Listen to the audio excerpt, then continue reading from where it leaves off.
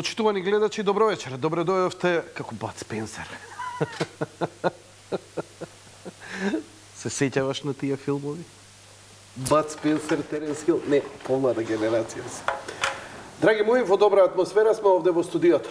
Гостин е министерот Миле Јанакиевски и како што ви најавивме, ќе разговараме за најновите проекти на владата на Република Македонија и ресорното министерство, а и ќе поразговараме и за конкретните проблеми на граѓаните што ги имаат со актуелните активности кои се тековни, откупување, имотно-правни односи и така натаму, се што е во ингеренција на Министерството за транспорт и врски. Господин Јанакиевски, 2006-2007 дојдовте на власт и многу брзо дојдовте како гостин во мојата емисија. Имавме тогаш, се сеќавам дека првата емисија траеше скоро можеби 3-4 часа, ако не се лажам. И бевме преоптеретени од јавувања, па вие тогаш дури направивте една акција, бидејќи беше во петок, во недела закажавте специјален ден за граѓаните во Министерството, каде што тогаш се собраа неколку стотици луѓе и успеавте сите да ги примите.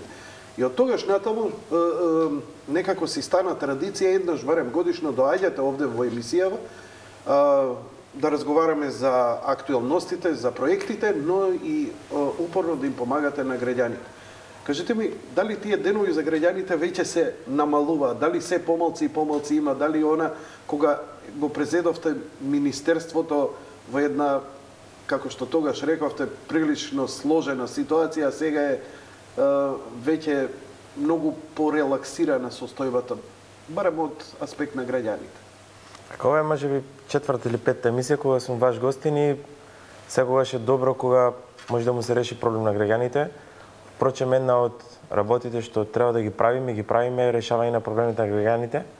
Никогаш не може да ги решиме сите проблеми, но гледаме што е можно поголем број на проблеми да решиме. И јас пред некој ден бев и на утринска емисија на Сител и тога се јавија неколку граѓани, па ги примив, дел од проблемите решавме, дел ги упативме до други институции. Така да секогаш на тие средби со граѓани гледаме да решиме, или јас лично гледам да решам проблеми на граѓаните. И од тие такви средби секогаш произлегуваат измени на закон, подобрување на регулативата и така натаму. И затоа гледам што е можно почесто да бидам на терен, да имам средби со граѓаните за да им решаваме проблеми. Факт е дека и сами лично сте ми рекле. Секогаш кога сметам да ве поканам, вие веднаш ќе прифатите гостување. За разлика од другите политичари, стварно навистина нема проблем. За 2 секунди човек ќе се разбере со вас и веднаш прифаќате. Не бегате, не тактизирате, нема одложување, за разлика од други ваши колеги. Ви паѓа ли на целата оваа обврска и ова плюс дополнително како тежина, или успеавте веќе да сватите? Транспарентноста го сваќам како обврски. Сека година објавувам и отчет на Министерството што е сработено претходната година. Не се сеќам на пресконференција дека некогаш не сум одговарал на прашања. Напротив, стално е отворено било кој новинар да постави било кој прашање во било кој време. И нема што да се крие. Транспарентноста е една од начините за подобро функционирање на самата институција. Колку сте попристапен за граѓаните и за новинарите, толку може побрзо да ги сознаете проблемите и да смислите решение како истите да ги решите. Еве да ве прашам, за сиве овие години колку сте, вие сте еден од ретките министри, неколку само останавте, кои не го сменивте ресорното министерство, не направивте промена. Единствена една афера можеше да се закачи за вас индиректно, не директно. Тоа беше со трагедијата со бродот во Охрид, со бугарските патници. Но ако се види вашата кариера до сега, вие немате едноставно, нема негативна кампања од вашите противници, немате афери, ни лични, ни професионални и така натаму. На што се должи ова? Добро, има од време на време напаѓања, последната така наречена афера што ја сакаше опозицијата стави околу локацијата кај Народна банка, претходно беше еден ревизорски извештај, секогаш имало теми кои опозицијата, што е нормално, сака да ги истакне, демек не се работи добро, има корупција и така натаму, но со текот на времето луѓе сваќаат дека пристапот е искрен, дека работењето е искрено и честно и со тек на времето како се вика вистината секогаш избива на површина. Така да со текот на времето голем број на граѓани осознае дека се работи честно и искрено, но сепак има посебно кај дел од пратениците опозицијата во собраниските кулари стално има некои недолични дофрлања, но тоа е дел од политичката борба и јас нив ги сваќам, но сепак ние треба да останеме принципилни на она што го ветевме пред граѓаните, дека ќе работиме транспарентно и ќе се залагаме што е можно поголем дел од проектите што се дел од нашата програма да ги реализираме и тоа го правиме. Сметате ли дека е добро што останавте сите овие години на чело на ова министерство? Па видите, во едно вакво министерство каде што во моментов има, тоа покасно ќе дискутираме, огромен број на проекти. Значи оваа година имаме најголем број на проекти ако споредиме со сите години наназад. Треба да поминеме период од минимум 4 години да осозрат тие проекти. Знаете, за да започнете изградба со еден автопат ви треба 2-3 години за проектирање. Ви треба година до 2 преговори за да се обезбедат поволни финансиски средства. И потоа треба да почне процесот со градба. Например, за автопатиштата кои се доста актуелни овој период, ние, ајде можем така да кажем, изгубивме 2 години кога имавме еден повик за концесионирање. Тој повик не успеа. Дел поради малиот број на превозни средства на нашите патишта, дел поради економската криза и така натаму. И потоа ние мораше да одиме со друг систем, кај што се преговараше со повеќе финансиски институции, потоа кинеската влада даде најповолен аранжман за средства и така натаму и така натаму. Значи, кога се работи за големи проекти, секогаш треба доволно време. И добро е што во Министерството за транспорт и врски покрај мене има и тим од повеќе искусни луѓе кои со овој период се стекнаа со искуство и можеме да менаџираме големи проекти, како што е изградба на патишти, изградба на железници, гасификацијата е нов проект кој веќе започна со реализација на некој начин во Министерството за транспорт и врски, така да тоа се проекти кои се од историска важност за нашата држава. Сакате да ми кажете, не можеше да биде порано, не можеше да биде побрзо? Секогаш може да биде порано.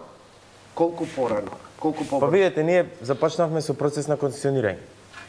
Кога требаше да се доставуваат понудите, се случи економската криза. Не беше од сите концесионери кажа дека една од главните причини е тоа и малиот број на возила. Потоа мораше да почнеме со нова страница да свртиме, па паравме средства. Во меѓувреме се проектираше. Увоз на половни автомобили либерализиравте премишно го. Така да можеше порано, но мислам дека оптимално е времето сега веќе започнуваме со изградба на 2 многу битни автопатишта во Република Македонија кои се дел од нашата програма. Добро, на некој начин ви бевте најчесто критикувани како влада на Република Македонија токму заради неизградба на патна инфраструктура, поточно зошто градите ова, правите она, а не градите патишта. Предпоставам дека секогаш опозицијата ќе и тоа е незино легитимно право, да она што не го правите тука ве критикува. Но можеше ли некој работи побрзо тука да бидат? Тука опозицијата напај ги вика успеавте изградите само 7 км автопат. Да. И ја би поставил тука едно прашање, дали во 2006 година, и често излегува дали под пароли или заменици председатели ки нив, дали во 2006 година може да ја возат обиколницата во Скопје? Одговорот е не. Обиколницата во Скопје најголем дел изградена помеѓу 2006 и 2009 година, кога впрочем беше пуштена во употреба. Некаде околу 70% од таа обиколница е изградена во периодот на ВМРО-ДПМН. Потоците покажуваат дека во периодот 2006-2013, крајот со 2013, изградени се и рехабилитирани 61 км автопат. Значи не се 7, туку точната бројка 61,7 км автопат е изграден. Тоа влегува тука делницата од Куманово до границата со Србија и обиколницата околу 70% и рехабилитирани се делот од Скопје до Велес. Така да, тоа се бројки кои се потврдени во градежни книги. Ние во овие 7 години бевме исто така концентрирани на подобрување на локалната и регионалната патна мрежа. Бејќи најголем дел од граѓаните ја користат токму таа мрежа. Од град до град, од село до град. Во овој период успеавме да рехабилитираме некаде околу 570 км локална патна мрежа. Тоа е еден огромен процент од територијата на Македонија кај што се рехабилитираше голем број на локална мрежа и околу 490 км регионална патна мрежа. Значи, ако изземе вкупно, околу над 1000 км локална и регионална патна мрежа е реконструирана последните 6 години. И во 2014 и во 2015 ќе продолжиме со реконструкција на локалната патна мрежа. Вака која ќе се бројкава која ќе се изведи 500 км и звучи многу, но која ќе се дисперзира, тоа се локални патишта 2-3 км, 5 км. Најчесто тоа се локални патишта кои се или во многу лоша состојба и ние ги рехабилитираме, или се така наречените црни патишта. Тоа бил пат каде што порано поминувале колски коли, или пак сега можело претходно да се спомени само за товарно возило, значи црн пат, само земја, тука се става подлоги, се става асфалт. Тоа се најчесто и до такви патишта рехабилитиравте? Тоа се тие локални патишта што ги градиме и нема општина во Република Македонија каде што немаме изградено локален пат. Каде 2, каде 3, каде 5, каде 10. Во 2008 година ги обезбедивме овие средства и тоа почна да се реализира оваа програма. Колкав е буџетот, уствари воопшто дали може да се разговара за буџетот, бидејќи вие вашите проекти се дел од буџетот на Република Македонија, дел се од кредити, од кредитори. Рековте дека кинезите, Европска банка за обнова. Како и да од година во година се зголемува буџетот на јавно предпријатие, сега јавно предпријатие посебен буџет, посебен орган, значи не влегува во дел од буџетот, но исто така има патишта кои се реализираат од буџетот.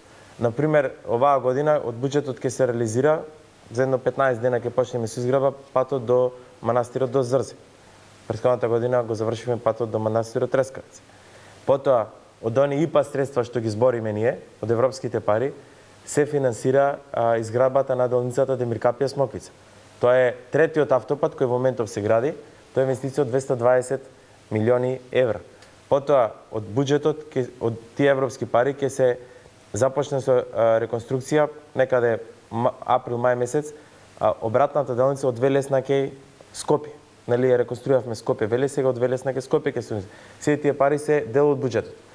Од Велесна кај Скопје е ужасна состојбата. Имам неколку прашања, 5-6 прашања само заради таа делница која остана некако. Го средите од Скопје до Велес. Добро, ве прекинувам. Значи градежната компанија веќе избрана, се очекува да се избере надзорот.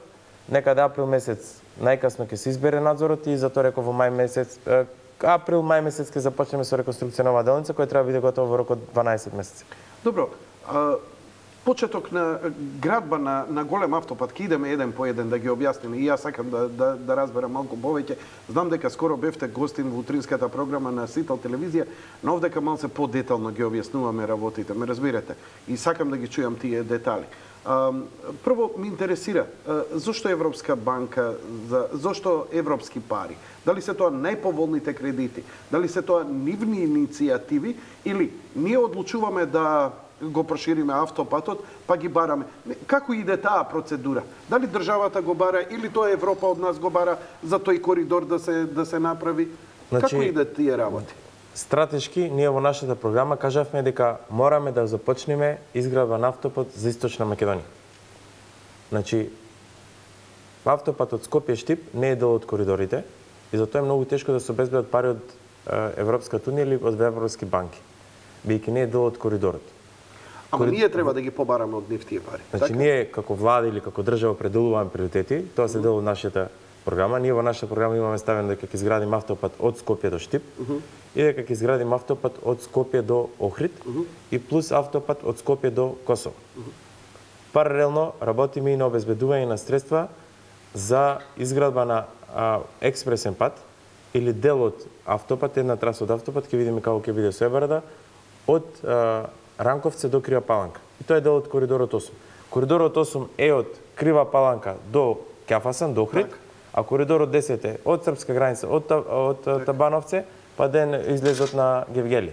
Тие се двата коридори, генерално за тие два коридори може да се побара пари од Европската унија, од европските банки.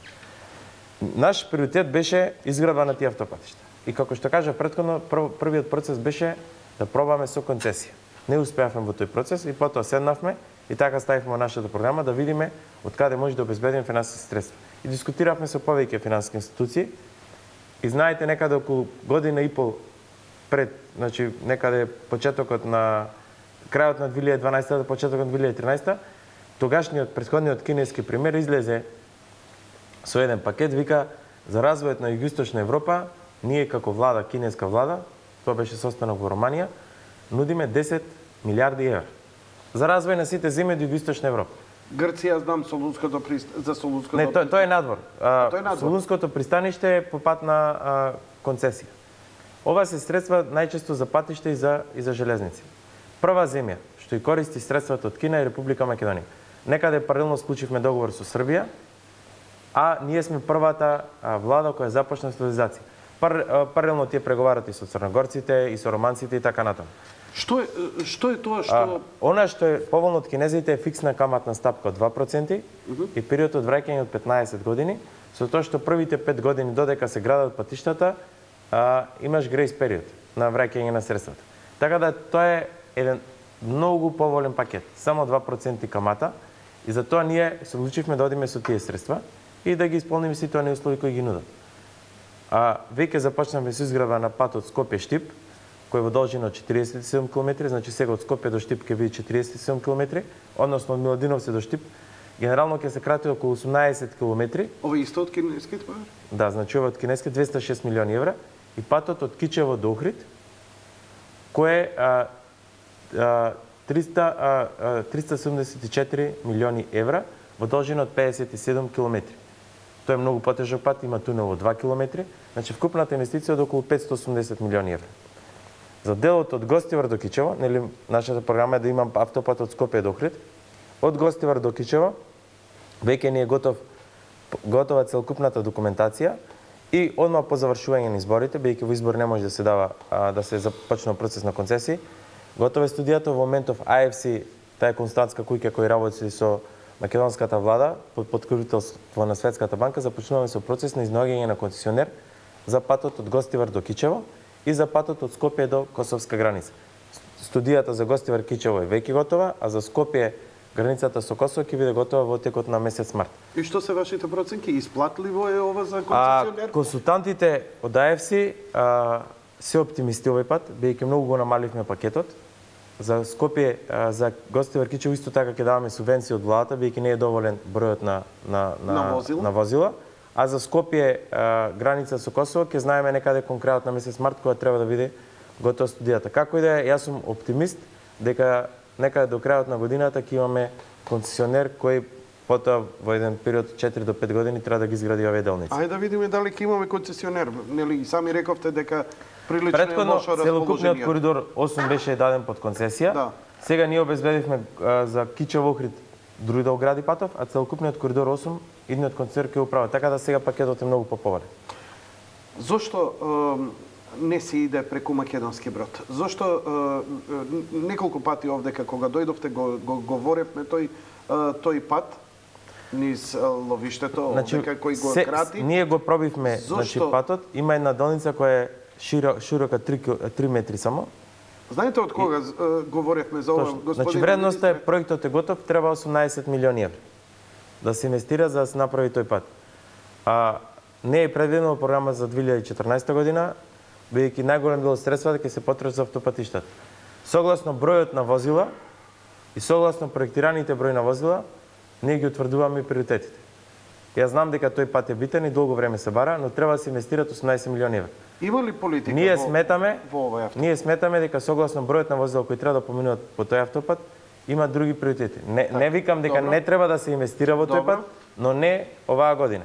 Но еве ме интересира. Многу години помина, многу години го збориме и стално. Океј, не е приоритет. Ние една делница направивме. Таа заврши нека 2011-2012. Треба уште една делница да се направи која е сега широка 3 метри. Требаат 18 милиони евра. Колкава е таа делница? Мислам дека е, само не ме држете за збор, мислам дека околу некој 6,5 км. Има ли некоја политика во ова? Политиката. Зошто се одбегнува? Зошто не се одбегнува. Тоа е утврдување на приоритети.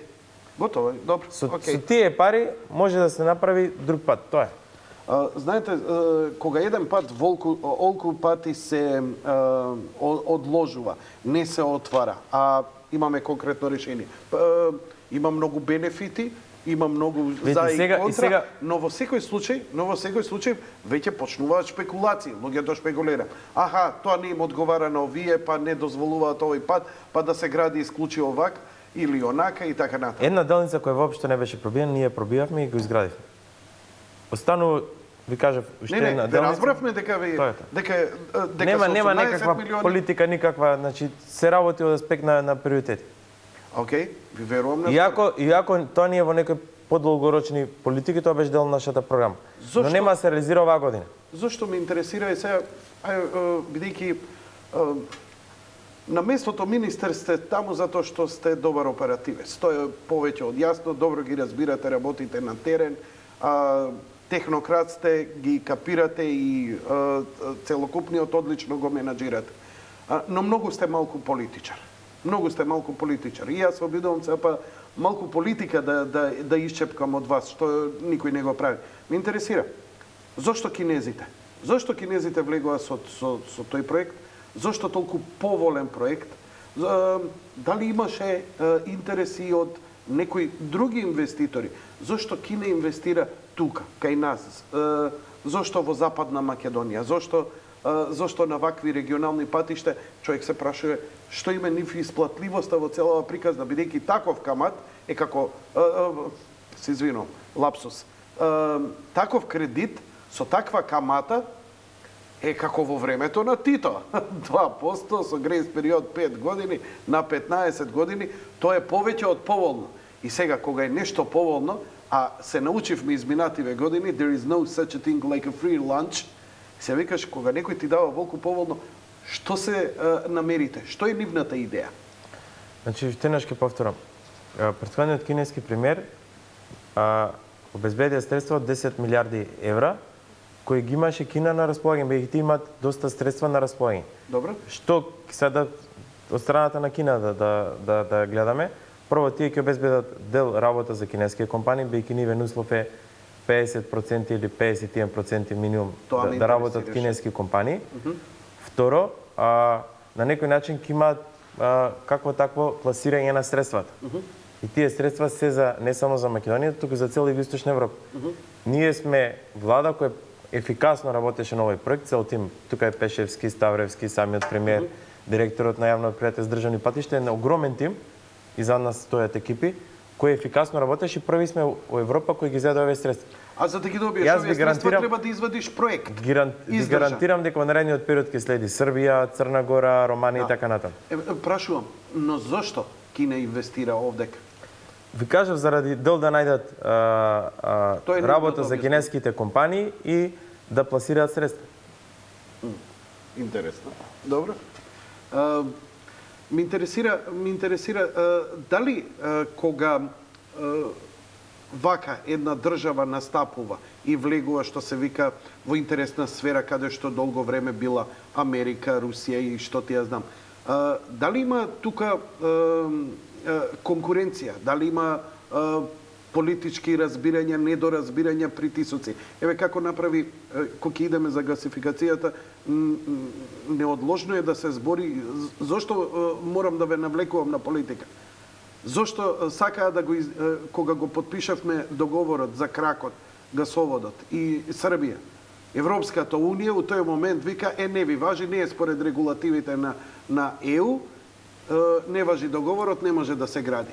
И сега човек си вика, па чекајте, ја толку не сум малумен, овдека не е регулатива, ова е класична и чиста политика, исто како да ми кажеш дека Украина е нешто спонтано или слично. Неќам да ви ставам зборови во уста. Видите, ние како влада гледаме, тоа е сепак дел од Министерството за финансии, но знам дека подпредседател Ставревски се залага да ги најде најевтините средства за нашата земја. И секогаш да пази да бидеме во некои ниски рамки на задолжување. Така да владата, економскиот тим определува приоритети и потоа Ставревски со неговиот тим ги бара најповолните средства за реализација на тој проект. Тоа е формулата по која работи оваа влада. Значи определуваме приоритети, приоритети се дел од нашата програма, ние ги истакнуваме тие приоритети пред граѓаните, тие ни даваат поддршка и потоа ние си го превземаме тоа како врска, седнуваме, утврдуваме динамика, кој што треба да направи. Ставревски е заложен да ги обезбеди средствата, обезбедува многу ефикасно средства и ние како транспорт треба да издадеме одобрение, да припремиме проекти, да издадеме одобрение за градење и да контролираме се она што се гради. Значи многу јасно се поделени врските во владата. Еден обезбедува пари, друг се грижи, трет преговара и така натаму. Шесто или седмо интервју ми е ова, почитувани гледачи, и никогаш не успеав да извадам политичка изјава од господинот министер. Одлично си ја работи работата, он е оперативен менаџер и не излегува надвор од својот ресор никогаш. Не, добро си ја работите работата, ја тоа можам да го признам, затоа што до сега делате. Единствено што можам да ве критикуваме големата толеранција на компаниите кои не ги остваруваат проектите и времето. Тоа што рековте дека може и побрзо. Одиме со автопатите еден по еден. Скопје-Миладиновци. Овој автопат Скопје-Миладиновци го најавувавте години наназад, па после испадна дека е кризата и така натаму. Прво, потребен ли е овој автопат и што ќе се добие со овој автопат? Не ли беше подобро да можеби се изгради подобар пат од Велес до Штип и слично? Какви беа размислувањата? Сигурно имало и алтернативни решени. Зошто ова решение? Прво, ова е прв километар автопат што почна да се гради во Источна Македонија. Второ, овај пат ќе донеси огромен развој не само за Штип и Свети Николе, туку за цела Источна Македонија. Трето, покрај овај автопат, значи облиза на овај автопат, ќе никнат во иднина голем број на објекти кои ќе вработат голем број на лица. Трето, овај автопат поминува покрај технолошката индустријска развојна зона во Штип, која зона во моментов вработува голем број на луѓе. Знаеме, Джонсон Мети е веќе присутен таму и има најава од повеќе компании. Петто, во близина на овај автопат, во 2020 година, согласно договорот, ќе започне со изградба и карго аеродромот во Штип. Така. Значи, ако ги земеме во првиот сите овие работи, ќе видиме дека изградбата на овој автопат ќе овозможи Источна Македонија да биде уште поатрактивна за инвеститорите, ќе овозможи поатрактивност и причина зашто се гради карго аеродромот во Штип, со еден збор ќе овозможи драстично намалување на невработеноста во Република Македонија, што е еден од нашите главни проблеми со кои ние се бориме. А тоа е драстично намалување на вработеност. И Република Македонија е една од ретките земји во Европа каде што сред економска криза успеа да намали бројот на невработеност. И тоа не е случајно. Тука се голем број на мерки, голем број на роучоа, средби со компании, создавање на поволна бизнис клима, многу поволна даночна политика и така натаму. Искрен пристап, честен пристап кон инвеститорите. Кога една компанија како Джонсон Контрол и Джонсон Мети, што се светско познати компании, покрај инвестирањето прва фабрика, отвора втора фабрика, размислува за трета фабрика, значи нешто има позитивно што ги тера во Република Македонија да инвестираат. Што е временската рамка за овој автопат? Значи овој автопат треба да се заврши во рок од 36 месеци, броено од пред една недела, но исто така продолжување на овој пат ќе биде и патот кој веќе премиерот го најави од Штип до Кочани. Тоа е на ниво на магистрален пат, така да ќе има проширување на патот до Кочани. Од Штип Кочани тој уште едниот пат и во моментов Ставревски, премиерот беше пред некој ден во Лондон, преговараме за нов пакет на патишта кои исто така дел се во Источна Македонија. Например, во тој пакет од патишта е поврзување на Македонска Каменица со Крија Паланка. Преку планината се поврзува Македонска Каменица со Крија Паланка и само уствари од Саса до Тораница тој пат ќе биде. Потоа исто така патот од Голак до Делча. Тој е втор пат кој исто така е значен за развој на Источна Македонија. Потоа од тој не е Источна Централна Македонија, Нов Дојран до Николич, таму има фабрика во Николич. Пат кој многу долго го бараат луѓето од Дојран. И сите овие патишта ќе значат развој на источниот дел од Македонија. Не заборавајќи дека претходно ги спомнавме голем број на локални патишта што исто така се реализирани во Источна Македонија. Што е временската рамка за сите овие 36 месеци? Значи вака, автопатот ќе заврши во рок од 36 месеци, најголем дел од овие патиштата новите што ги спомнав треба да започне со градба најверојатно првата половина од 2015-та, можеби крајот 2014-та, но тоа зависи кога ќе помине на бордот на Светска банка Ебарда, бидејќи дел од средства ќе се обеде од Светска банка, дел од Ебарда. Така да реално некаде во 2015-та ќе започне со изградба нови патишта, вклучително и оној пат што го спомнав Ранковце до до Крива Паланка, тој е така наречениот полуавтопат, тој ќе биде некаде околу 66 милиони евра инвестиција, она е најлошата делница што во моментов се вози по тој пат. Значи, проекциите, анализите покажуваат дека е подобро ваков нов, значи од нула се гради, ова е нов автопат, потполно, така, бидејќи ве прашав, зошто не би Ние се ќе го направил рехабилитираме, Велес-Штип? Велес Кадрифаково ќе го рехабилитираме и прошируваме, Така. што на некој начин е А најлошиот потоа од пат. Кадрифаково ќе се приклучува на автопатот? Не, значи ова е сосема нова делница, најголем дел Велес Кадрифаково што сега се вози, ќе биде реконструиран и проширен. До Ќе Штип. има клучка, да, до Штип. До Штип. Ќе има Затоа повеќе што- клучка и склучоци, така да дел од тие што ќе одат потоа ќе можат од Велес Кадрифаково да се приклучат на автопат. Добро. Убедени сте дека се ова може да даде силен поттик во Источна Македонија? И за бизнес, и за Огромен работи? поттик. Ќе има прво самата изградба ќе предонесе за вработување на околу 1000 македонски градежни работници што ќе работат. Кога ќе се изгради автопатот, ќе кажав сите бенефици. Така да и во тек на градбата, но и потоа тоа ќе значи огромен развој за Источна Македонија. Исто така и Демиркапија Смоквица, тој ќе биде автопат со Демиркапија Смоквица веќе е век на градба, некаде околу 35% од градежните работи се завршени. Согласно договорот и согласно динамиката која градежната компанија во целост исполнува, некаде септември 2016 година овој пат треба да биде завршен. Значи некаде во 2017 година, крајот на 2017 сите три автопатишта треба да бидат завршени. Кичево Охрид, зошто се одлучивте на овој пат, на оваа делница, да ја градите сега? Дали има економска исплатливост, број на автомобили и така натаму? Мислам дека тоа не е доволно. Што е идејата со овој автопат? Јасно е дека треба Охрид да се развие, но ако автопатот доаѓа до Охрид, каде понатаму? Значи вака, Гостивар Кичо, како што кажа претходно, ќе го сака нашата цел да го реализираме со концесионирање. Добро. Значи еден приватен партнер, а од Кичево до Охрид, таа делница ќе изградиме со средствата од Кина. Паралелно ги работиме двата процеси. Една од главните причини зашто се определивме за изградба на овој пат е токму туристичкиот развој на Охрид. Покрај овој пат, предвидено во овој пакет што го кажав, изградба на патот од Охрид до Пештани, и тука ќе значи развој на тие туристички развојни зони. Уште не се откажувате со брата Рој и така натаму? Па видете, тоа. ние како влада треба да ја припремиме таа туристичка зона. Да ја исчистиме имотно правно, да изградиме инфраструктура и така натаму. Со брата Рој е еден од потенцијалните инвеститори. Можеби ќе се јави друг инвеститор. Но наша обврска како држава е, нашиот план е да урбанизираме, имотно правно расчистиме и да изградиме потребна инфраструктура за 10 туристички развојни зони во Република Македонија. И потоа има јавен повик кај што ќе се јават заинтересирани страни. Компанијата на Собрата Рој е една од потенцијалните инвеститори. Имате конкретни цврсти договори со нив да почнат негдека со градба и така натаму? Нема воопшто договор, ниту имало јавен повик, бидејќи сме во фаза на урбанизација, расчистување имотно-правните односи. Очекувам дека до крајот на оваа година ќе има јавен повик за пронаоѓање на стратешки инвеститор за конкретна туристичка развојна зона. Велес Катланово ќе го реконструирате. Автопатот е навистина можеби најлошата делница во Македонија.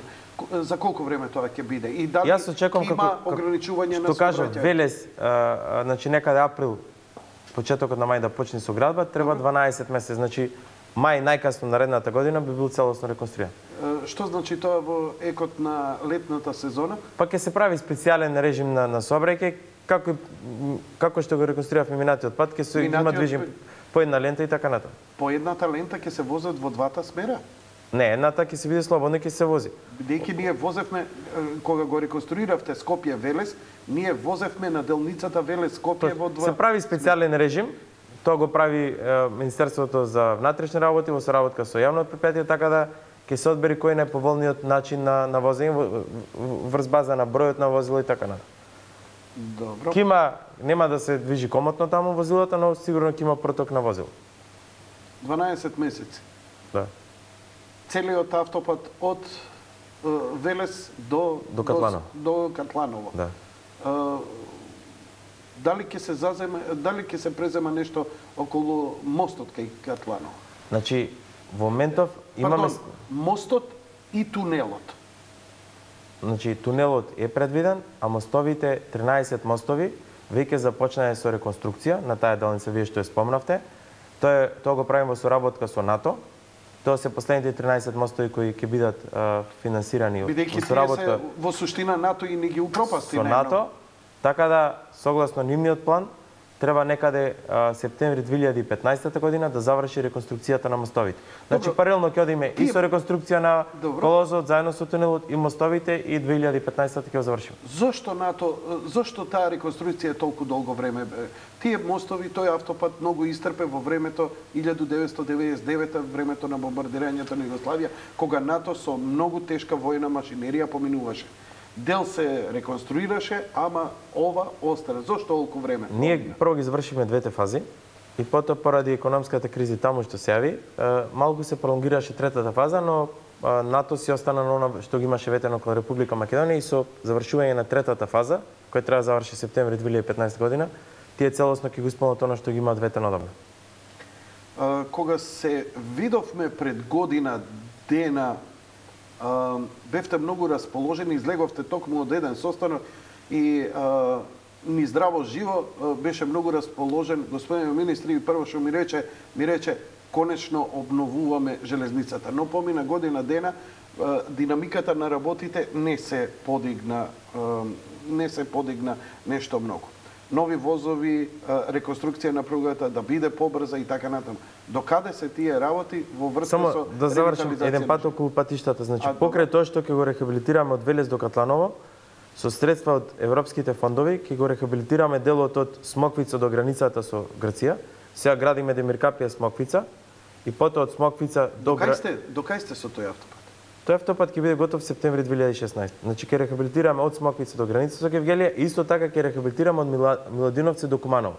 Така да некаде 2016 година цел овој автопат коридор 10 од влезот на Македонија од Србија се до Грција ќе биде со највисоки европски стандарди. Во однос на железницата, ние минатата година... Чекај, ај сега више кога ги спомна, па уште едно подпрашање. И прошлиот пат ве прашав, еве и сега. Останува Битола, Прилеп. Вашата болка. Мислам, два града кои не заслужуваат такви индустријски зони. Да ве прашам, ќе ми одговорите, што све се изгради од странски инвестиции таму? Така? Добро. Колку нови работни места? Уште колку има фабрики најава во индустријските зони во Битола и во Прилеп?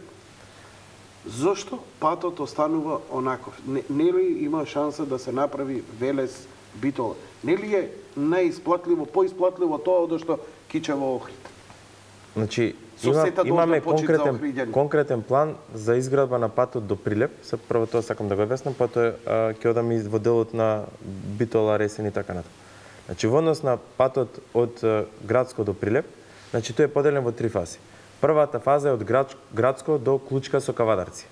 Значи, од кај што има 3 ленти. Тоа е некаде во должина од 10,5 километри. Тука ќе го правиме на веќе готов проект. Значи, ние 2,5 години го правивме проектот.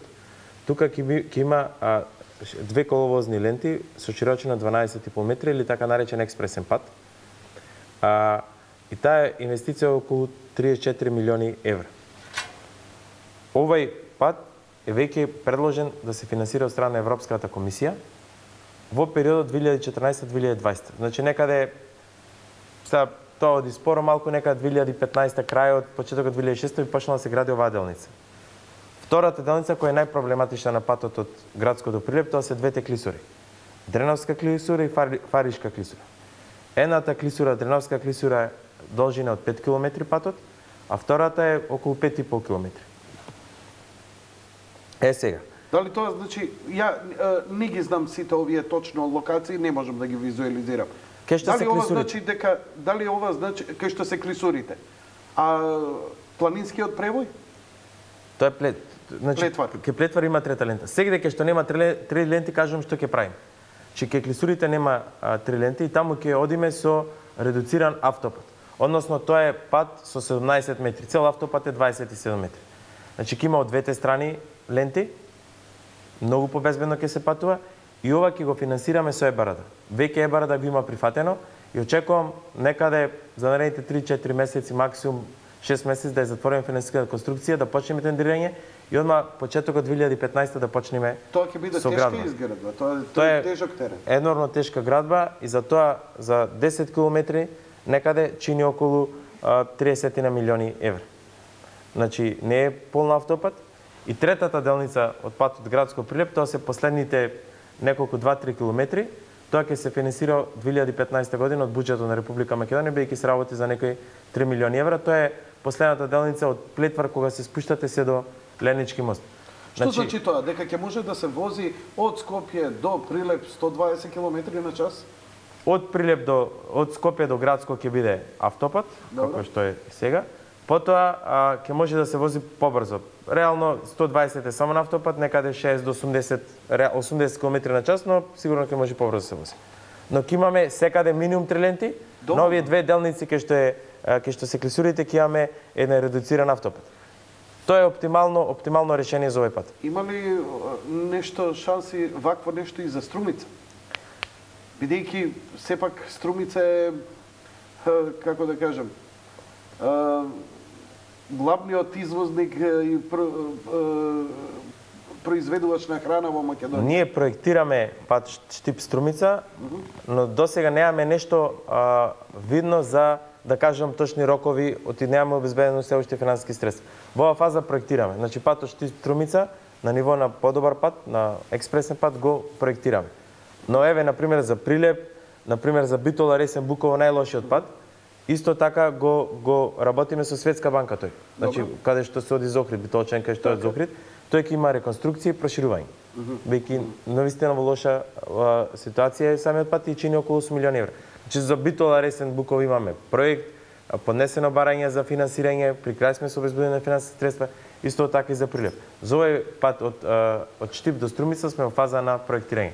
Се надевам дека во наредната емисија ќе имаме поповолни информации за овој пат. Океј, се уште не можеме да преминеме ни на железница, камо ли гасификација. Имам да ве прашам, поврзување со Албанија.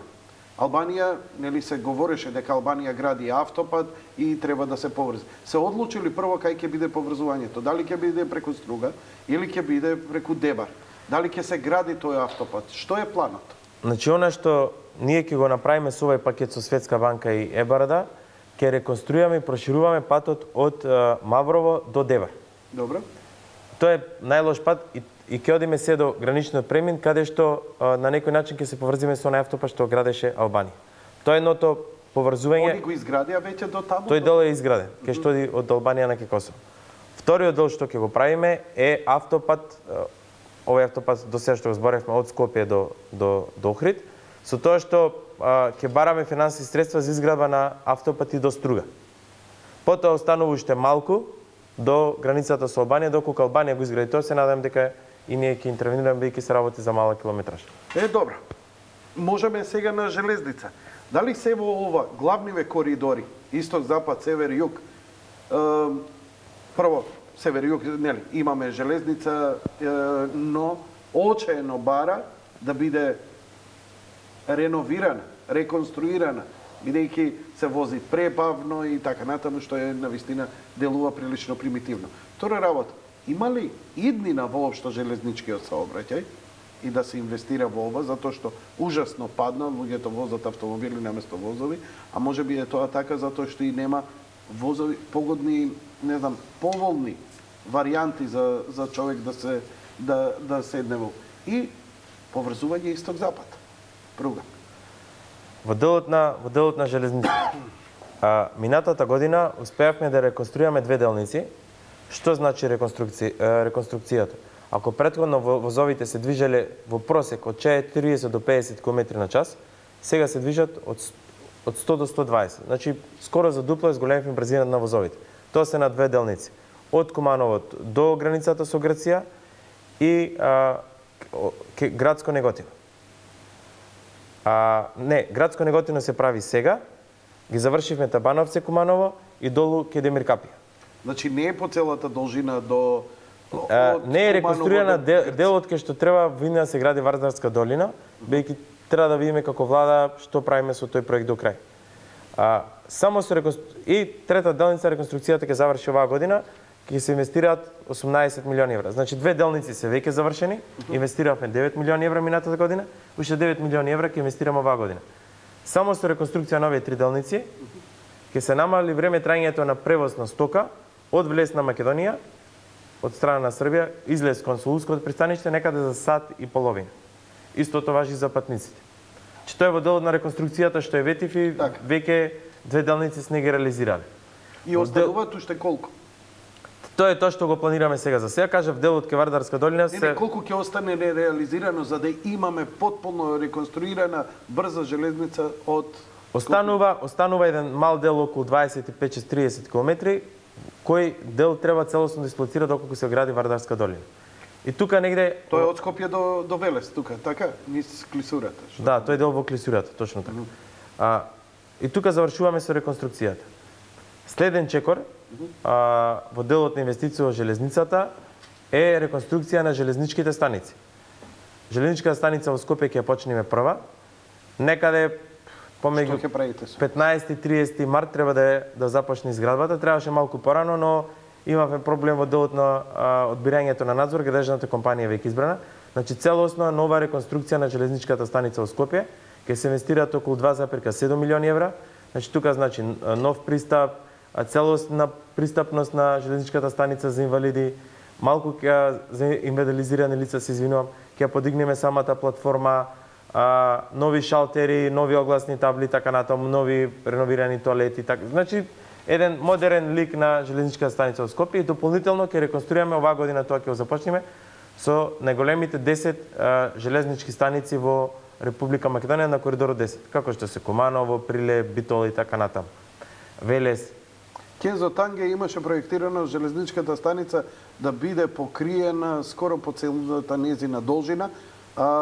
Тогашните штедачи кои ја градеа одлучија дека само она парче покриено е сосема доволно. Дали тој изглед ќе се изменува горе, физичкиот изглед или само ќе биде козметика внатре? Горе ќе има мала интервенција, ќе се реновира се до тоа, но најголемиот дел од инвестицијата ќе биде во внатрешниот дел.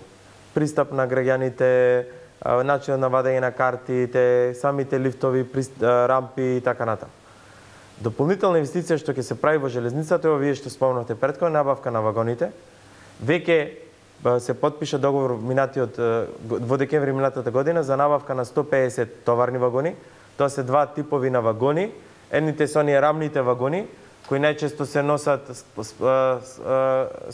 носат тие сплавови од метал, што ги произведуваат нашите компании, ги носат во Солунското пристаниште. И оние што како намотки, што ја делува, така? И вторите се оние контингерските, така наречени, кај што се става руда. 75 од едните, 75 од другите, и веќе во текот на оваа година истите ќе пристигнат. Во делот на набавката на патничките вагони, заврши првата фаза од еволуација, веќе месец и половина чекаме од Европска банка за обнова и развој да ја одобри таа еволуација. Две компании аплицира и двете компании предлагаме да додадат во втората рунда. Очекуваме во текот на оваа недела, наредната недела да се одобри таа еволуација и потоа одиме со втората фаза која треба да трае 40 на денови и некаде април месец ќе знаеме кој ќе биде доставуваш на патничките вагони кои треба да стигнат до текот на 2015 година. И последна инвестиција која е најважна за нас, за проект кој многу време се најавува во Македонија, тоа е почеток на изградба на пругата кон Бугарија. Еве добивам тука на 2 март, тоа е во недела, на убав празник, започнуваме со изградба на пругата кон Бугарија, првата делница од Куманово до Белјаковце. Пред година и нешто, вие ја најавивте изградбата на таа и рековте дека има многу работа, дека сите влади за избор и за пропаганда и така натаму наназад ветувале, но никоја конкретно не почнала. Рековте дека претходната влада на Бранко Црвенковски била многу ужасна состојбата. Многу бари бире фрлени, но не реализирани.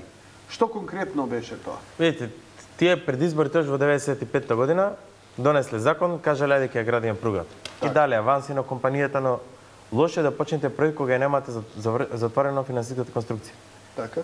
Граделе колку што имале пари и после ми текнало немаме повеќе пари. Што правиме сега, го прекинуваме проектот. И забот на времето и уништила таа пруга. Потоа има нови стандарди. ЕБАР да ни бараше целосно ново проектирање, да се утврди фактичката состојба. И така натаму и тука изгубивме доста време. Потоа процесот на раскинување да говорите со тие компании. Изгубивме едно драгоцено време и припреми за на 2 март да почнеме со изградба на првата делница од Куманово до Белјаков. Дел е реконструкција, дел е изградба. И срамно беше кога пред некој ден мене жал ми е за тоа лице каде што покажуваше слики како ВМРО е криво затоа што е уништена пругата. Таква имат оставено тие пред неколку години. Почнале да граделе колку што имале пари и оставиле така. Че ние за тоа сега морате одново сето тоа да го градите. Па де факто има целосна реконструкција градба на некој дел. 40 милиони евра е тој дел од Куманово до Белјаковце. Веќе сме во длабока фаза на проектирање на втората делница од Белјаковце до Крива Паланка и веќе имаме начална согласност од ЕБАР дека ќе ни даде средства од висина 145 милиони евра. Веќе обезбедуваме средства и за надзор. Таа пруга треба да почне да се гради во 2015 година втората делница. Значи во Крива Паланка ќе има железничка станица. Некаде 2019-2020 најкасно треба да стигне пругата до Крива Паланка и последната фаза од Крива Паланка до границата со Бугарија треба да биде готова некаде 2022 година. Дали од бугарската страна е тоа тука? Од бугарската страна имаме договор, имаме писмо согласност од нивна страна. Тие треба да инвестираат само 2 километри, така да тие средства може да ги обезбедат од буџет. Кога ние ќе започнеме со последната фаза, тие ќе започнат со изградба на последните 2 километри. И тоа ќе биде многу голем поттик за... Јас очекувам дека, бидејќи интензивно работиме на овој проект, повторно ќе кажам истиот тим Ставревски, Пешевски и така натаму, 2022 година дека поврзувањето на пруга помеѓу Македонија и Бугарија ќе биде реалност. Останувате на власт, значи, до 2022 година. Па видите, кога нешто ќе се стави во права насока и да не сум јас министер за транспорт, ова е толку стратешки проект, така да мислам дека нема да има премиер или министер кој би се осмелил да не оди по таа трак. Јас ќе бев многу среќен кога дојдов во Министерството за транспорт и врски ако имаше зрели проекти кои само треба да ги продолжим. Одиме со првиот блок реклами, малку залуфавме скоро 1 час, да земеме здив па ќе продолжиме.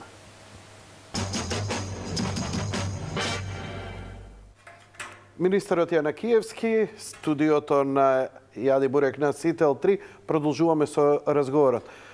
Останавме должни за уште една делница железничка. Битола? Добро, уште еден проект кој го реализираме со европски пари од ИПА фондовите. Еден од покрупните проекти кој е инвестиција од околу 22 милиони евра, тоа е поврзување на Битола со границата со Грција, од кај што потоа продолжува пруга. Дел треба да рехабилитирате Грција, но многу е значајно дека во самиот проект ставивме оваа пруга да има краки кон индустријската зона во Жабени, каде што веќе Кромберт и Шуберт вработуваат голем број на лица.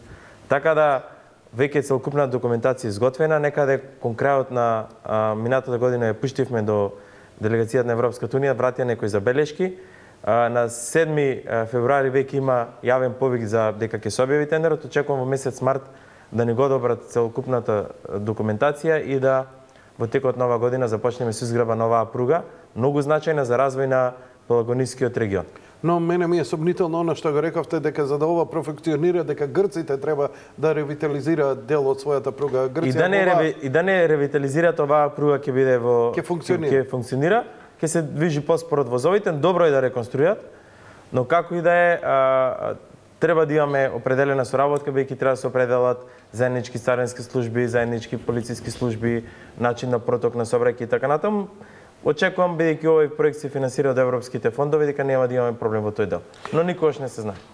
Иако 2 децении слушавме приказки за гасификацијата во Македонија, дека ќе се случи и така натаму и бенефитот кој ќе го имаме, ние граѓаните, крајните корисници, не видовме многу аер. Иако еве веќе ги гледам цевките кога се пуштаат цевките за топланата во клиничкиот центар и така натаму, се викам зошто не можеме некои краци да пуштиме и за домовите. Тоа е една работа. Кога веќе се копа и прави таа инфраструктура, зошто не може уште веднаш да се проширува веќе кога отиде и до топланите? Втора работа, што е со кракот и зошто, ајде да употребам некој пристоен збор, Европската Унија има проблем и не подкочува во врска со реализацијата на поврзување со јужниот крак. Не само нас, туку и Србија исто. Процесот на гасификација треба да го поделиме во 3 сегменти. Првиот сегмент е, и така ќе ги објаснам. Првиот сегмент е изградба на дистрибутивната мрежа во Република Македонија. Тоа на вие што го рековте, цевка до дом. Вториот дел е проектот или расчистувањето на оние долгови што ги имала бившата клириншкиот долг, добро. Југославија, значи клириншкиот долг. И третиот е обезбедување на средства за изградба на останатата национална гасификациона мрежа во Република Македонија. Така. Ке започнем од првиот дел за изградба на дистрибутивната мрежа. За Скопскиот регион, каде што има 17 општини, веќе имаме конкретен чекор. Распишавме повик за изнаоѓање на концесионер, каде што очекуваме поголем број на компании до 26 мај да ја достават документацијата. Немаме некои високи критериуми, бараме компанија што има веќе искуство и да обслужува некаде околу 40.000 домаќинства. Такви компании има десетици низ цела Европа и веќе има огромен интерес, повеќе од него она ние што очекувавме и очекувам до 26 мај голем број на компании да аплицираат. Што е целта со тој проект? Целта е да изградиме целокупната мрежа во овие 17 општини, значи тука влегуваат оние што се во градот Скопје плюс уште 7 општини кои се на територија на Скопскиот регион. Добре. Дел од нив се профитабилни, дел не се, и затоа направивме еден пакет за да биде исплатлив за концесионерот. Има висока стапка на исплатливост, така да очекуваме голем интерес.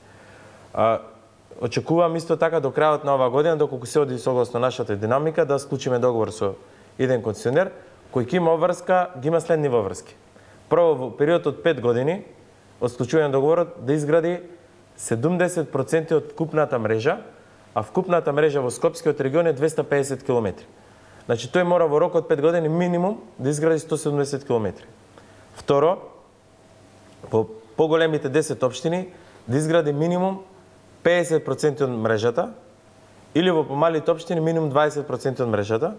Значи пола од територијата ќе биде изградена со гасификација, доколку има интерес тој ќе изгради. А дали тој што ќе гради ќе раководи, дали ќе ја добива и концесијата? Да, тоа е поентата, да добие концесија, да наплаќа од граѓаните, а за тоа да изгради. Трето, што е неговата врска? Приклучокот, например за просечен стан од 80 метри квадратни да не биде повеќе од 100 евра. Значи тука го лимитиравме да биде исплатливо за граѓаните и да мора да нуди на 24 рати. Приклучок. Приклучок. Но инфраструктурата во станот, тоа е наша работа, каква ќе си ја поставиме. Значи, конкретно, вие живеете во зграда каде што има парна. Така.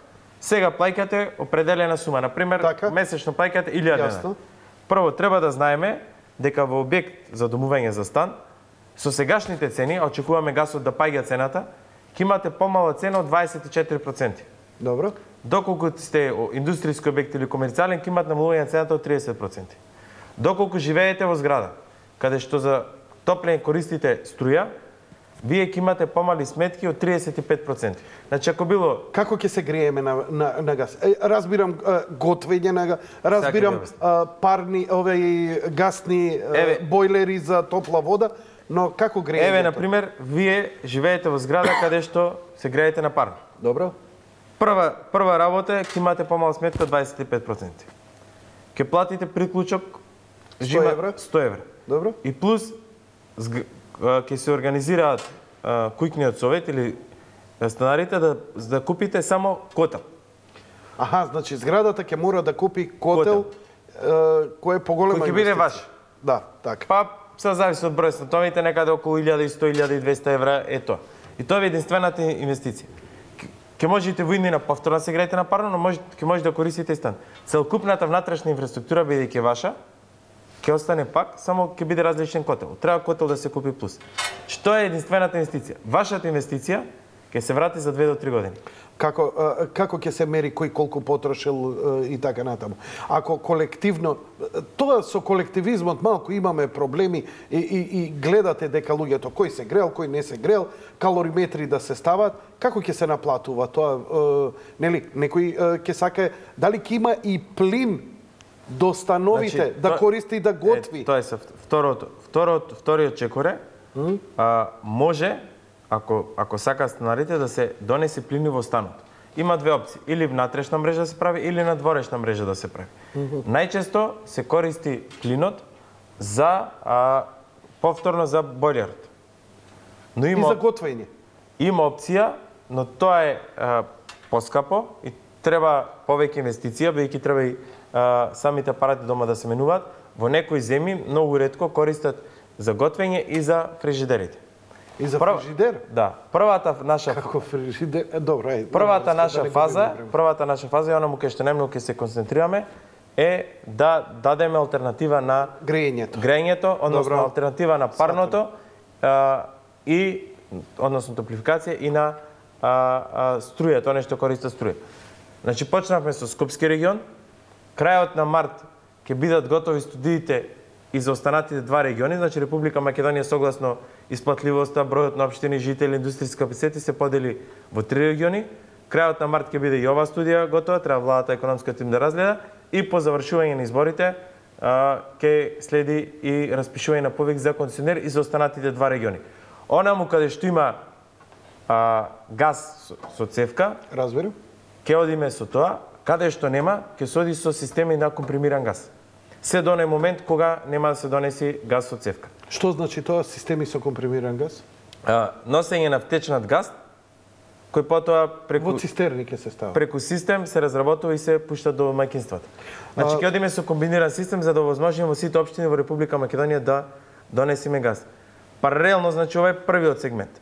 Вториот сегмент е изградба на национална гасификациона мрежа, оние главните водови. Го зборевте прошлиот пат, која треба да иде до Неготино.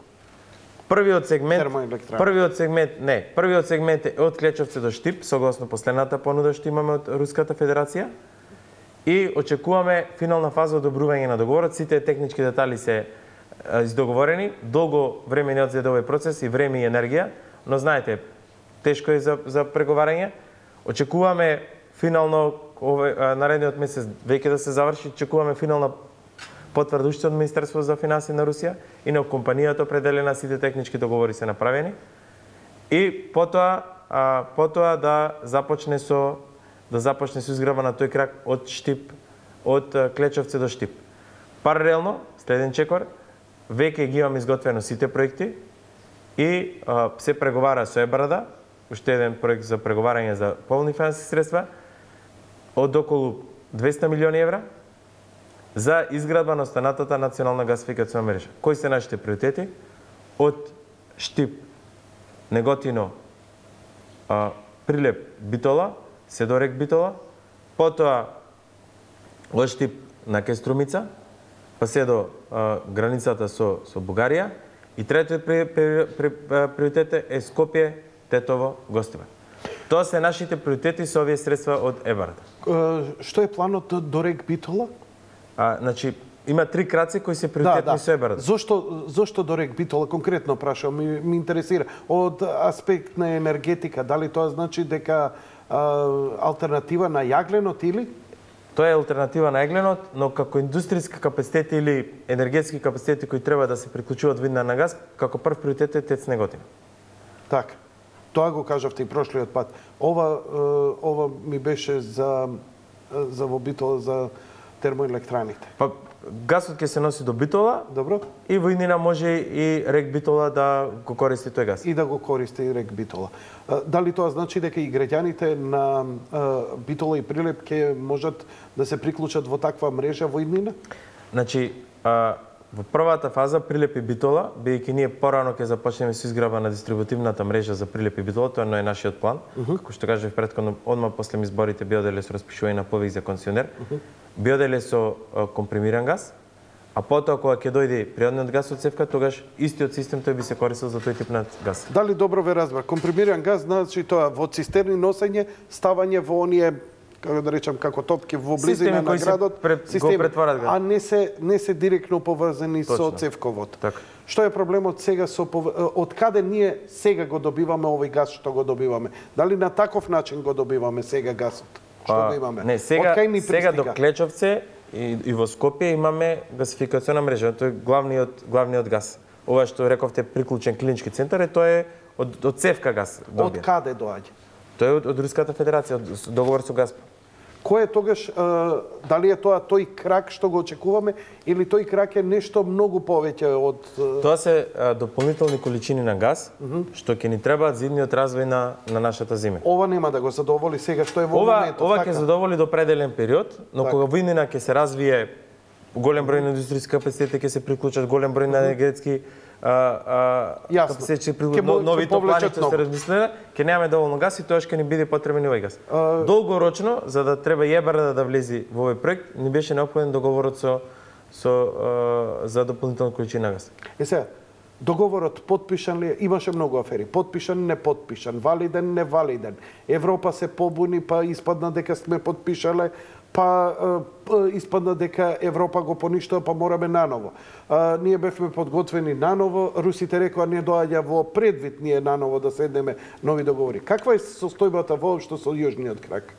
Значи, што се случува? Во моментов Македонија е дел од тој проект, тие го проектираат целокупниот тој гасовод и очекувам кога ќе бидат завршени со сите тие подготвителни активности, дека ќе почнат да градат тој крак од Македонија. Нема ли проблем ова што го три пати го кажав? Тоа се поголеми игри, но како и да е, битно е што Македонија е дел од тој проект. Дали овие игри го кочат во моментов? За сега нема кочење на тој проект. Нема кочење. Тоа што Европа бара наново да преговарате, договорите ви вели дека се неважечки. За сега немаме никаков проблем со тој проект. Што сакате следна тема? Градежно земјиште? Ако отвориме таа Пандорина кутија. Добро, ај пред да идеме со градежно земјиште, мене ме интересира една работа. Зошто државата инвестира во странски авиокомпании, ги субвенционира за ефтини летови? Дали можеби не би било подобро да Македонија има своја национална авиокомпанија? Таа е вечна тема во Македонија и многу често кога зборувате со експерти или луѓе од воздухопловството, интимно сакаат да имаме авиокомпанија, но ако гледаме што се случува со компаниите во регионот, и ако направите надлабенска анализа за големината на пазарот, бројот на патници и така натаму, ќе видите дека Република Македонија со овој капацитет нема потреба за национална авиокомпанија. Имавме претходно примери со МАТ, на пример, неуспешен обид. Тоа не беше државна компанија, тоа беше приватна компанија која имаше некои привилегии, така натаму.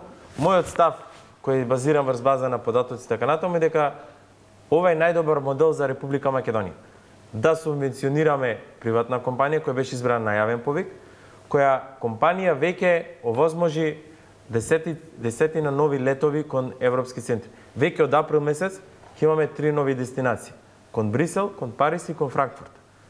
Така да, ако земеме во предвид дека 2013 година нешто над 30% од вкупниот број на патници беше како причина на доаѓањето на Визер, ќе видиме дека Визер како компанија донесе многу добри работи за граѓани на Република Македонија. Голем број на граѓани што воопшто ги немаа посета на европските центри, Визер за многу ефтини, за 20, за 30, за 40 евра по патник им возможи да ги посетат тие центри. Така да, Визер е еден одличен проект кој го реализираше оваа влада. Многу набрзо има размислување општината Охрид да има меѓународен повик со кој ќе овозможиме прилекување, односно отворање на нови линии Охрид до најверојатно до Лондон. Кажете ми за легализацијата на дивоградби. Зошто го продолживте рокот? Што е проблемот? Обично кога се продолжува рок, или нема интерес, или има некаков проблем. Тој закон го доставивме до сврнието, се уште не изгласа. Очекувам многу набрзо да ви изгласам, бидејќи увидовме дека досега се легализирани околу 90.000 објекти од вкупно 360. Нема и сите граѓани одма да поднесат барање, не може да се стигне до јуни оваа година геодетските фирми кои се околу 110 на број да ги завршат геодетските лаборати. И затоа утврдивме дополнителен рок за да им овозможиме сите граѓани да ги легализираат своите објекти. Знаете, тоа е малку дел од нашиот менталитет. Се во последен момент. Самото барање, кога беа самите барања за реализација последните 5 дена, масовно луѓето аплицираа. Кога беше процесот на приватизација на дворовите, исто така последните 5 дена. Кога беше процесот на денационализација, исто така последните 5 дена. Но овде имаме проблем затоа што и да поднесеме се последни дена, нема толку голем капацитет да геодетските фирми за недела дена изготват 200.000 елаборати. Така да оставивме еден дополнителен рок кој повторно ќе апелираме до граѓаните ќе да поднесат барања до геодетските фирми да изготват геодетски елаборати. Во медиуми скоро излеговте со некаков проект за водоснабдување и третман на отпадни води. За што конкретно се работи? Значи, тој проект го работиме заедно со градот Скопје, општината Кисел вода и општината Аеродром. Значи, ова за Скопје се однесува? Тоа пред се иницијативата започна за изграба на водоводна и канализациона мрежа за населбата Сончевград, но со изграба на канализациониот систем, добро, покрај тоа што ќе го решиме Сончевград како населба, ќе го решиме Припор, ќе го решиме онај Усијански канал што со години се најавува, и ќе решиме поголем дел од територијата на Кисел вода. Голем дел сега од жителите на Кисел вода користат септички јами. Значи Кисел вода ќе се реши и тој крак треба да дојде се до Борис Трајковски булеварот, односно тука ќе продолжи се до Високатниците. Од тука дополнително работиме со градоначалникот на Коцетрајовски да најдеме дополнителни средства да го однесеме кракот до препумпната станица. Тој е во делот на канализацијата. Во делот на водоводот... А каде е таа препумпна станица? Каде се наоѓа?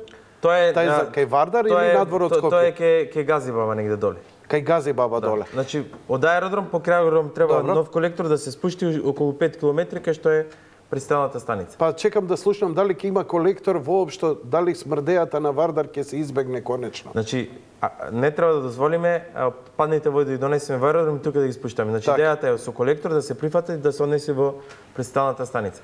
Втор проект е во делот на водоснабдувањето, оној проект што долго се зборува, веќе ги обезбедивме средствата. Покрај тоа што ќе се обезбеди вода за Сончевград, ќе се обезбеди вода и за сите населени места во општината Сопиште. Исто така многу значаен проект, бидејќи општината Сопиште целосно ќе се реши со водоснабдување. Паралелно ќе го градите ова, така? Сето ќе се гради паралелно. Значи за делот на канализацијата, повикот за ангажирана граѓанска компанија ќе се распише наредните недела дена, а за водоводот би требало за некои 2 до 3 месеци, бидејќи треба да се адаптира самиот проект за водоснабдувањето. Сончевград е убава тема, се уште не ми е актуелна, нема живи луѓе таму, таа ќе се реализира. Мене ме интересира конкретно со канализацијава колекторски систем. Дали тоа значи дека отпадните води што се слеваат во Вардар од влезот на Скопје до излезот, сите оние цевки каде што е најголемата смрдеја и за централно градско подрачје, воопшто за целиот град и покрај Вардар. Дали таа ќе ја снема? Дали ќе се гради тој колекторски систем кој ќе се поврзе со ова? Долгорочно таа идејата, но треба многу пари. Некаде е процент околу 100 милиони евра. Треба да се направат колекторски системи и пречистителни станици за цел Скопје. Ова кажувам само еден мал сегмент. Сончевград беше неуспешен проект. Зошто се повлекоа израелците и кој го зема сега и зошто они го зема, а не остана израелците?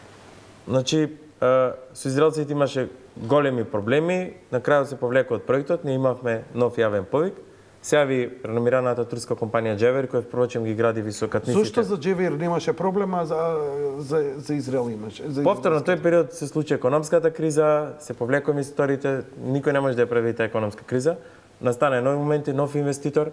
Ама банковната гаранција не ја активиравте? Во делот на Сончевград имаше проблеми од аспект на геодетски испитувања, од аспект на недобри снимања, Уставен суд го поништи планот, така да немаше можност тоа да се направи и во судско се направи спогодба, бидејќи двете страни се тужеа, по барање на правобранителство и на судот се направи во судско спогодба и затоа не се активираше банкарската гаранција. Сега имаме нов инвеститор, веќе ги достави проектите за изградба на Сончевград, како што кажав пред некој ден на пресконференција, очекувам во период од 15 дена, согласно закон да ги плати комуналите, да добие одобрение за граѓање и да започне со градба. Покрај водоводот и канализацијата, државата инвестира изградба на регионален пат од Средноводно до населбата, кој што на некој начин ќе овозможи... Кај ќе иде тој пат? Тој од Средноводно, баш од Средноводно, ја заобиколува планината и оди до Сончевград. Од каде иде? Од кај поштата? Околу 2 километри. Од кај поштата ќе иде, од према запад ќе иде или према исток ќе иде? Ако гледаш свртен на кај водно. Па негде тој иде под амбасадите ке што е. Са не знам поштата каде е точно, но негде во пределот кај амбасадите тука негде ќе излегува. Средно водно е кај хотелот водно. Тоа го нарекуваме средно водно. Амбасадите ке што се одма над амбасадите таа локација. Са вака на брдото јас можам да ви кажам како е. Одма на тоа што таму тунел.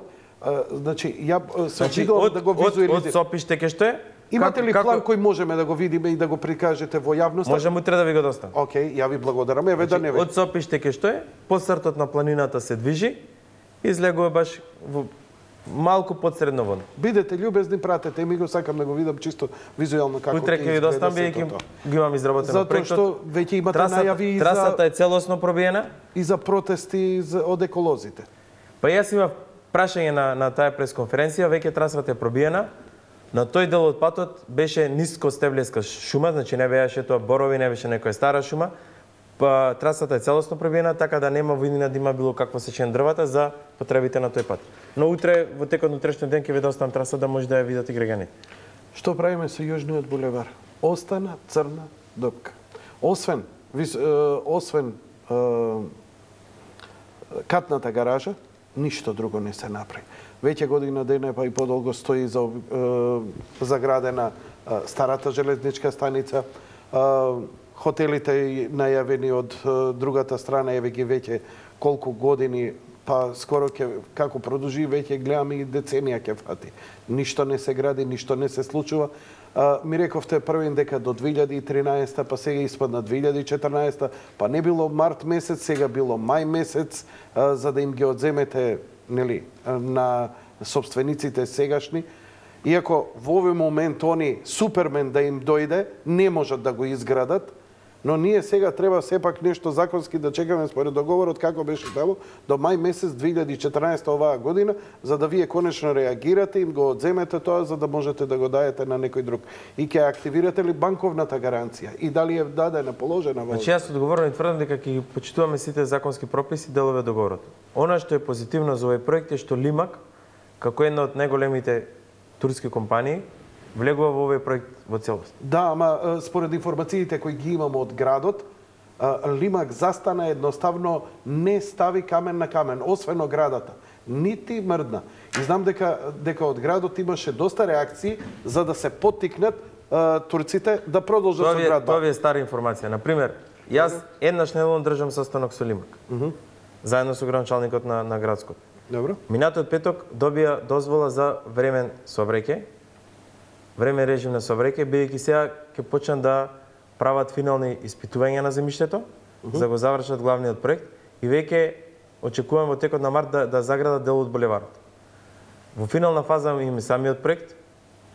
Тие најавија дека во април месец ќе почнат со градба на подземната сообраќајница и на сите тие објекти што треба да ги прават. Да почекаме април мај месец. Ја очекувам дека таму ќе има една огромна градежна активност кај што ќе се градат сите објекти. Сите објекти? Да. Ја што е со објектите со хотелот? Сите објекти. И хотелот? Сите Они ќе го преземат? Сите објекти влегува целокупниот процес, влегува Лимак како компанија, сака да прави интегрален дел, така да очекувам дека Лимак ќе влези многу... Значи, од двете страни на Јужниот булевар ќе ги преземе. Сите и оној ископот што е сега за хотелот Радисон, ми се чини дека се викаше, така? Лимак ќе помогне за изградба на сите тие објекти, има сериозна интерес, бидејќи нема интерес тоа да стои дупка, а од друга страна да имаме модерен деловен центар. Така да сите тие објекти Лимак ќе помогне во изградбата и очекувам, бидејќи се многу сериозна компанија која има сериозни средства, дека многу брзо таму ќе имаме една огромна градежна активност. Инаку, тој проект многу сакам да успее и затоа имам толку чести состаноци, сите оние административни пречки, бариери, да му помогнам на Лимак, што е можно побрзо да почне да гради. Кажете ми, што ќе се гради кај железничката станица? Кај железничката станица, која е заградена? До железничката станица, добро, ќе се гради еден дел што ќе биде наменет за култура. Добро. И тоа ќе биде пролаз за новиот трговски центар кој ќе биде одмат зад Рамстор. Така. Потоа на самиот булевар што е сега, зад Рамстор уште еден трговски центар ќе има. Да. на сама сообраќајница. Ќе имат два високи објекти, таков е нивниот проект за станови, за деловни простори. И назад тие делови што треба да се градат хотел, деловен центар и трговски центар. А самата железничка станица? Во продолжение на самата железничка станица ќе биде еден дел за наменет за култура. Значи за култура. Не, тоа е продолжение. Самата железничка станица. Што се остане исто само железничка станица. Не е тоа предмет на продажба или на тој објект што е старата железничка станица ќе се остане таков како што е. Зошто е тогаш он заграден во моментов и се руши? Не старата железничка станица. Не, еден дел останува, но нели пероните се испорушија и така натаму. Значи, во продолжение на старата железничка станица ќе се изгради дел кој ќе со фасада слична на оваа што е сега од старата железничка станица, кој ќе биде наменет за култура. Одма до него ќе се гради пазар. Има конкретни проекти нацрти, може да се видат тие? Па се уште не се во финална фаза, кога ќе бидат финална фаза, кога ќе добиете одобрение за граѓање, сигурно ќе ги презентирате самите пред јавност. Што се временските рамки за ова? Јас очекувам согласно нивните најави во април да се почне со градот. Април-мај. Тоа значи дека веќе дозволата е одземена од претходниот собственик кој требаше да го изгради радиусот? Не, согласно новите закони, доколку се пробијат роковите, кои не се во мај 2014, тоаш месечно, мислам дека се во 16, не го знам точниот рок. Како бе, господине Јанакиевски, ми рековте, СМС пораката ја чувам кога ве прашав. Првим беше 2012, па 2014, сега 2016 година. Го продолжувате? Што е, како може никој да не знае до кога е рокот? Не можам точно да ви кажам, но прво периодот за градба беше 6 години, потоа го пролонгиравме на 10 години. Значи за објектите и на истата компанија која не стави камен на камен. На сите објекти што се сите земјишта што се продадени во Република Македонија го пролонгиравме рокот од 6 на 10 години. Заради економската криза, да. Преткон беше 4, па 6 па 10. Добро. Но очекувам во април и мај месец да има интензивна градба. Тука сме, ќе видиме. Ајде, тука сме, да. Што викаш? Барем тоа е вие не бегате. инвестиција некаде околу 200 милиони евра, така да тие работат и на обезбедување на финансиски средства, сериозни се проектите му се во финална фаза, така да очекувам дека ќе почне да градат. Одиме со вториот блок реклами, веднаш потоа со последниот дел прашања на гледачите кои се поставени на Facebook. Значи, само најавата за гостувањето на министерот. Значи, не во инбокс, не во мејл, бидејќи нема да имаме едноставно време. Но ќе ви дадам и некои инструкции, затоа што министерот ќе ви помогне, ќе одговори на сите прашања. Одиме први со рекламите, кратки.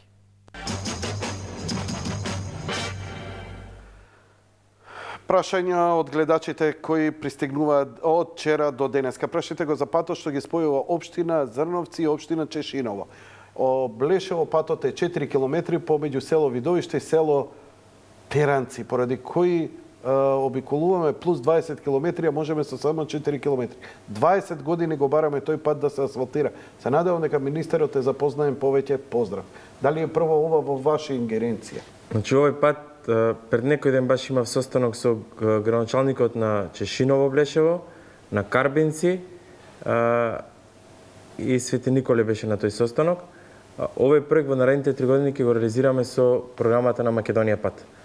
Има таму некои средства кај што можеме да работиме на патишта и се договоривме во наредните 3 години да го направиме овој пат кај што ќе им се скрати периодот за патување помеѓу двете населени места. Неверојатно колку има подпрашања во врска со патишта. Не ве оставам долго затоа што нема време. Сакам да се реконструира, дали ќе се реконструира патот од раскрсницата меѓу Богданци и Дојран? Вака, генерално за сите прашања тоа го направивме минатата емисија колку што се сеќавам. Така. Значи јас ќе ги превземам од ке вас и потоа на истиот сајт ќе испратиме одговори релевантни за сите прашања што ги имаат гледачите и тоа би го направиле во некој период од 4 до 5 дена, бидејќи дел треба да соберем информации со точни рокови, средства и така натаму. Убаво што ме потсетивте. Дај го компјутерот мој режија. Ова е мојот Facebook профил. Вака изгледа. Ќе го запаметите. Еве ја најавата. Министерот Јанакиевски гостин во Јаде Бурек, вторник 25 февруари 2014, сетел 3, почеток 22 часот. Вашите прашања поставете ги тука. И сега тука има и за африканци, има и критики, но има и конкретни прашања и тоа многу има. Ние пресметавме со министерот дека едноставно Сизифова работа е вечерва да останеме до 2 часот и уште ако ги отвориме телефоните нема да успееме да ви помогнеме. Министерот е расположен и прошлиот пат направи така. Значи, вие што ќе ги поставите прашањата, еве конкретно има тука, например, и со фотографија, видиш, например, Боки испланира, која се планира изградба, регионален пат, Цер, пуста река, па дава една слика на токму она што вие го говоревте дека реконструирате, локална патна мрежа каде што ни асфалт немало, значи, набиена земја и така натаму. Значи, сите вие овдека што поставивте прашања, министерот и негова екипа ќе ги прочита прашањата и ќе ви одговори на вашите Facebook профили. Значи, конкретно ќе доби... Да ставиме на твојот профил, за да можат сите да си прочитат. Значи, или како сакате така? Во продолжение овдека ќе ги даете одговорите за секого посебно, така? Ако може така, најдобро. Може. Ќе ви давам, ако ви треба, и фул акцес на мојот профил. Неќе ви ги доставиме вас, вие ставете си, еве да се договориме до нареден вторник. Може, еве, слободно во наредниве недела дена на овој пост овдека да ги одговарате. Сите овие во продолжеток, например, за Жанета Димитровски, напишете за Жанета Димитровска одговор. Тоа и тоа, така и така, и така натаму, и така натаму. Министерот е доблесен, затоа што на многумина и да се јават во емисија, и да напишат. Ако е одреден случај, не само што ќе ве покани, не само што сигурно ќе се потруди да ви одговори, ако во вашиот случај, дури затоа што многу пати, тоа мои гледачи ми го кажале, многу пати кога имало комплициран случај со градот, со општината, со извод и така натаму, катастар, вие дури сте и викале луѓе од тие институции за да помогнат. Добро, тоа кажавме на почетокот на овој интервју, значи гледам во рамките на моите надлежности, во соработка со другите институции да решиме што е можно поголем број на граѓани. Знаете, некогаш странката кажувате дека не е во право, дека не може да се реши проблем и тоа ше револтирано, но онаму кај што има изгледни шанси да се реши некој проблем, да се забрза некоја процедура, тоа го правим. Така да очекувам дека после ова интервју, нови прашања ќе им решиме на дел од граѓаните проблем. Океј, тогаш нема да ве задржувам. Каде идете во Трисабајле? Каде летате? Добро, значи јас ќе се приклучам на владиниот тим и во текот на утрешниот ден. Владиниот тим е во Лондон. Лондон, потоа продолжува со роучоу во Германија. Јас ќе се приклучам на роучоуто во Дизелдорф и во Штутгарт и петок се бајле се враќаме назад. Што ќе правите во Германија? Презентација на поволностите за инвестирање во Македонија. Конкретно јас ќе го презентирам проектот за гасификација, компании кои од Германија би биле заинтересирани за изградба на дистрибутивната мрежа во Македонија. Ќе им кажеме што има ново во делот на изградбата на патиштата, ќе ги информираме компаниите за идниот повик што следи за концесионирање на патиштата во Македонија. Сите оние аспекти што се во надлежност на Министерството за транспорт и врски, ќе ги анимираме компаниите да се пријават на тие повици, да дојдат во Македонија и така натаму и така натаму. Секој во свој смеј, премиерот ќе зборува генерално, има Ставрески, ќе има свој говори така натаму. Она што се прави на секој роучоу, презентирање на поволностите за инвестирање во Македонија, што Македонија направила минатата година, што ќе прави оваа година и така натаму. Има ли нешто ексклузивно од Лондон конкретно? Не знам, премиерот и Ставрески денови беа таму, сигурно тие ќе соопштат доколку има нешто ново за пред јавност. Добро, а имате ли конкретно нешто дека освен вие ова со гасификацијата, дали некои германски компании се искрено заинтересирани? Има ли шанса некогаш изгубениот Ауди да го вратиме, ако таа шанса сме ја пропуштили или нешто слично во тој ранг и таа класа од Германија? Јас можам да ви кажам дека целокупниот владин тим е посветен на привлекување на инвестиции. И не случајно владата на Република Македонија има тројца министри што исклучива работа му е контакти со компаниите, презентирање на поволностите во Македонија, носење тука на компаниите да видат какви се поволностите во Македонија, така да и господин Джери Наумов, и Бил Павлески, и Вели Самак исклучиво работат на таа проблематика и плюс се додава тука агенцијата за привлекување на странски инвестиции, дирекцијата за технолошки индустријски развојни зони, двајцата подпредседатели, премиерот И јас некогаш се вклучувам и така натаму, министерот за економија, така да сите сме ангажирани во делот на привлекување на странски инвестиции во Република Македонија, но при тоа не ги забораваме и домашните компании со нудење на сите оние поволни пакети. Ние имаме најмногу инвестиции од американски компании, германски компании, но еве сега и кинески инвестиции во инфраструктурата. Има ли нешто од Русија, освен онаа мала фабрика за хомеопатски лекови што се изгради во индустриската зона? Дали има наш најголем партнер и натаму останува Германија, ако не се лажам? Германија е мислам дека една инвестиција за балетанки која почнува и веќе има производство демерхисари од Русија, но и таму имаме наш промотор, имавме сега ќе одиме на друго место одличен амбасадор, така да и таму се нудат поволностите за инвестирање во Македонија. Во некои земји оди полесно, во некои земји оди потешко, но како и да е, ние пробуваме и две инвестиции што се случиле од Русија повеќе него претходно снимале воопшто се немале инвестиции. Димитров одбит да иде за Русија, значи за Москва. Кого испраќате сега веќе кога спомна? Други се Кој е тој промотор? Има институции што се надлежни да одлучува за тоа. Моја работа е да ги терам малку ти лизнава, моја работа е исто така да извлечам што е можно повеќе. До сега има 98 прашања, јас ќе ги изфилтрирам оние што не се прашања, значи сигурно негде околу 70 конкретни прашања. Почитувани гледачи, јас ви гарантирам дека ќе добиете сите вие што ги поставивте прашањата конкретни, сите вие ќе добиете одговор, каков таков одговор од министерот. А некои од вас најверојатно и ќе имаат и средба. Ви посакувам успех, здравје и добар пат. Благодарам. Благодарам што бевте гости. Почитувани гледачи, тоа беше се за вечерва. Лека ноќ и пријатно.